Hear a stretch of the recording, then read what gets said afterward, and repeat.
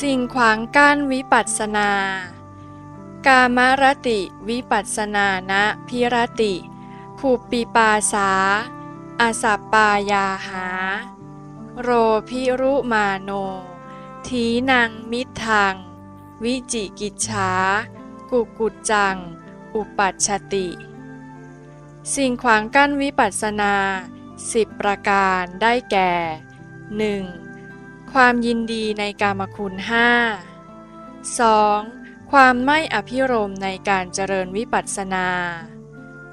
3. ผีหลอกหลอนหรือเทวดารบกวน 4. อาหารไม่สัปปายะ 5. กลัวลำบากไม่อาจหาญทำความเพียร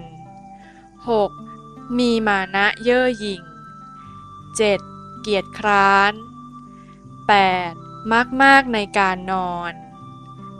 9. ลังเลสงสัยเรื่องมรรคผล และ 10. ความหงุดหงิดรำคาญ